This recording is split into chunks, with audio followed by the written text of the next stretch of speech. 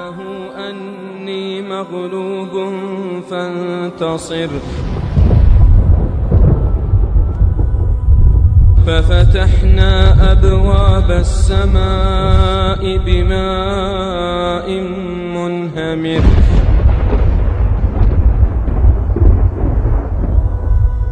وفجرنا الأرض عيونا فالتقى الماء على أمر قد قدر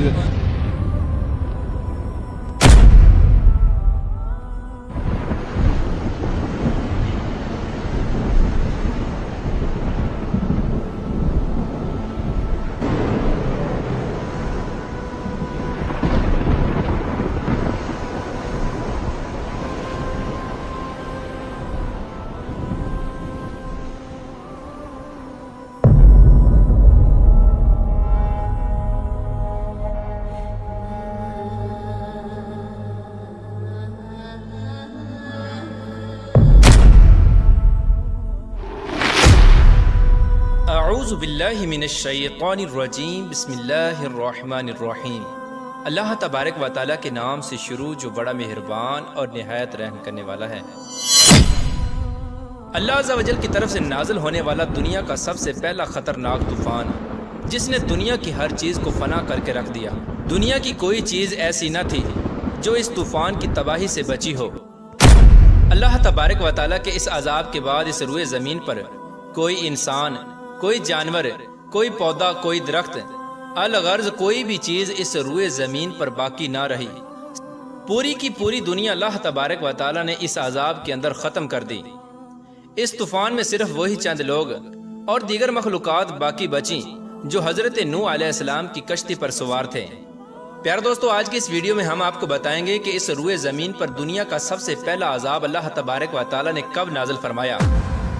اور جب اللہ تبارک و تعالیٰ نے اپنے عذاب کے ذریعے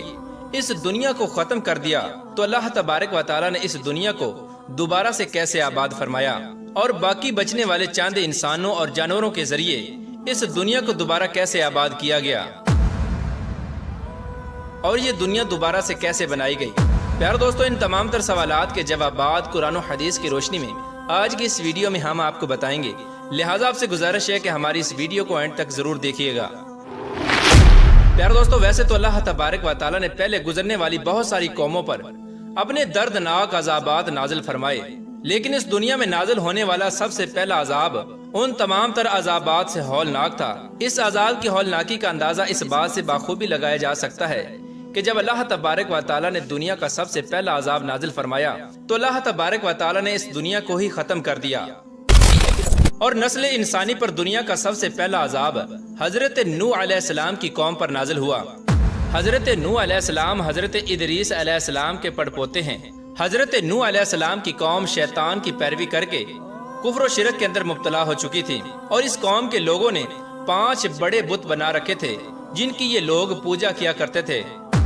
ان 5 بڑے بتوں کا نام ود، سواع، یغوث، یعوق اور نصر تھا۔ اس بت پرستی کے علاوہ یہ قوم طرح طرح کے گناہوں کے اندر مبتلا تھی اور ہر لحاظ سے اللہ تبارک و تعالیٰ کی نافرمانیاں کرتی تھی۔ پھر اللہ تبارک و تعالیٰ نے اس قوم کی ہدایت کے لیے حضرت نوح علیہ السلام کو اس قوم کی طرف بھیجا۔ حضرت نوح علیہ السلام اللہ تبارک و تعالیٰ کے پہلے وہ رسول ہیں جنہوں نے کفار کو نیکی کی دعوت دی اور اللہ تبارک و تعالیٰ کی وحدانیت کی طرف بلایا، اور حضرت نوح علیہ السلام کی قوم ہی سب سے پہلی وہ قوم ہے جن پر دنیاوی عذاب نازل کیا گیا۔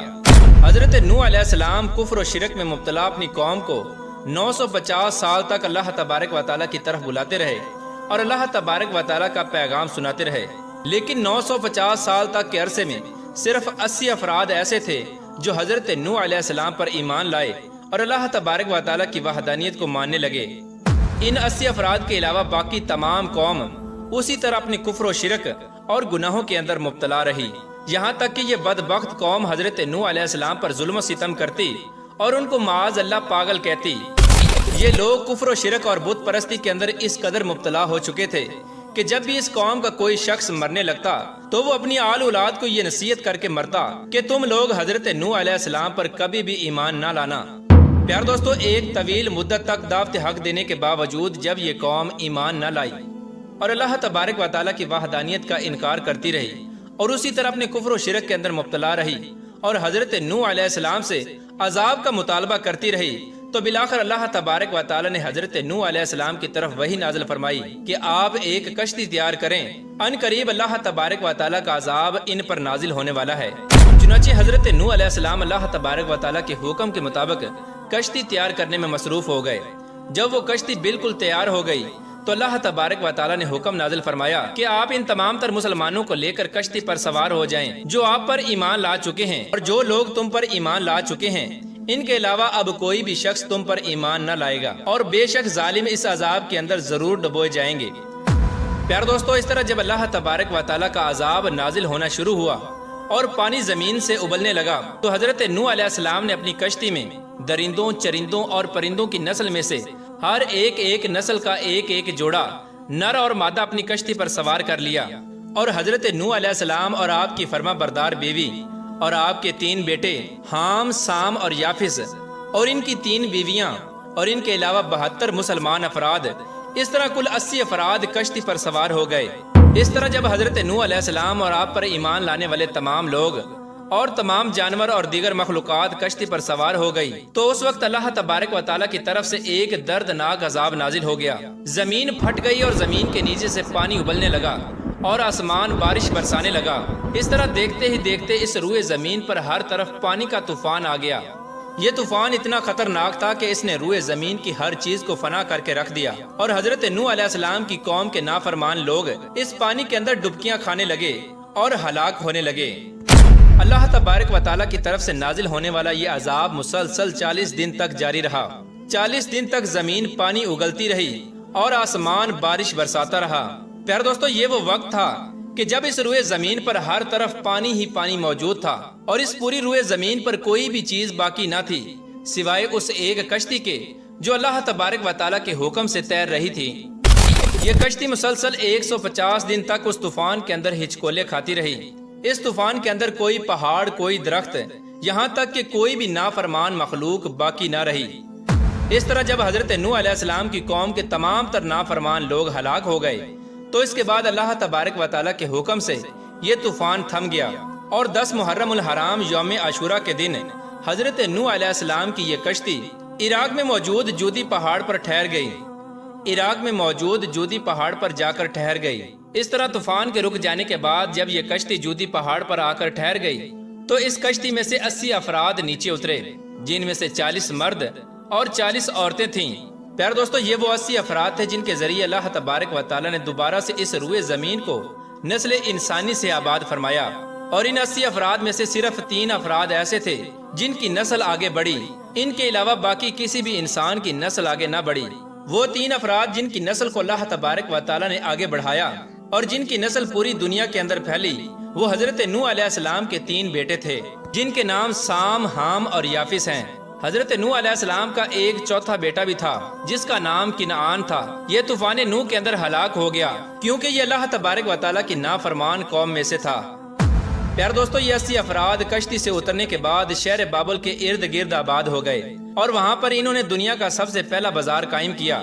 جس کو سوق سامانین یعنی 80 افراد کا بازار کہا جاتا ہے۔ پیارے دوستو، شروع میں یہ 80 افراد مختلف قسم کی زبانیں بولتے تھے، پھر اللہ تبارک و تعالیٰ نے ان کو ایک نئی زبان سے متعارف کروایا جس کو عربی زبان کہا جاتا ہے۔ اس کے بعد یہ تمام لوگ عربی زبان کے اندر گفتگو کرنے لگے۔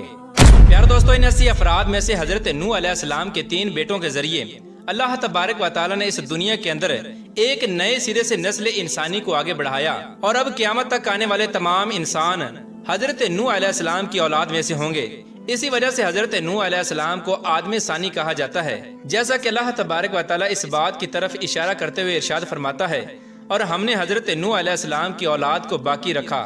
حضرت ابن عباس رضی اللہ تعالی عنہ سے روایت ہے، آپ فرماتے ہیں کہ حضرت سام کی اولاد سفید اور گندمی رنگ کی پیدا ہوئی، اور حضرت حام کی اولاد کالے رنگ کی پیدا ہوئی، اور حضرت یافس جو حضرت نوح علیہ السلام کے تیسرے بیٹے ہیں، ان کی اولاد سرخی مائل پیدا ہوئی۔ پیارے دوستو، اس طرح یہ 80 افراد کا گروہ، ان کی تعداد بڑھتے بڑھتے 1 لاکھ تک پہنچ گئی، اور ان لوگوں نے اپنا مسکن بابل کو بنا لیا۔ جب یہاں کی جگہ تنگ پڑنے لگی تو یہ لوگ دوسرے علاقوں کی طرف ہجرت کرنے لگے۔ اس طرح حضرت نوح علیہ السلام کی اولاد بڑھتے بڑھتے पूरी दुनिया के अंदर फैल गई। इसी वजह से हजरत नूह अलैहिस्सलाम के बेटे साम को एशिया का जद्दे अमजद कहा जाता है और हजरत नूह अलैहिस्सलाम के बेटे हाम को अफ्रीका का जद्दे अमजद कहा जाता है और हजरत नूह अलैहिस्सलाम के बेटे याफिस को यूरोप का जद्दे अमजद कहा जाता है। और आज भी इस दुनिया के अंदर मौजूद बड़े बड़े मुमालिक के नाम हजरत नूह अलैहिस्सलाम की औलाद के बेटों के नामों पर हैं। और इसके साथ साथ आपको ये भी बताते चलें कि हजरत नूह अलैहिस्सलाम के बेटे हजरत साम को अल्लाह तबारक व तआला ने ये शर्फ बख्शा है कि हजरत नूह अलैहिस्सलाम के बाद जितने भी अंबिया कराम आए वो हजरत साम की नस्ल में से आए। प्यार दोस्तों, इस तरह अल्लाह तबारक व तआला ने तूफान नूह के जरिए इस दुनिया को तबाह बर्बाद किया और दोबारा से हजरत नूह अलैहिस्सलाम की औलाद के जरिए इस दुनिया को और नस्ल इंसानी को आबाद फरमाया और क़यामत तक तमाम आने वाली नस्लें हजरत नूह अलैहिस्सलाम की नस्लें हैं। अल्लाह तबारक व तआला से दुआ है कि अल्लाह तबारक व तआला हमें नेक आमाल करने की तौफीक अता फरमाए और उन तमाम तर बुराइयों से हमें बचाए जिन बुराइयों के अंदर मुब्तला होकर पहली कौमें हलाक हुईं।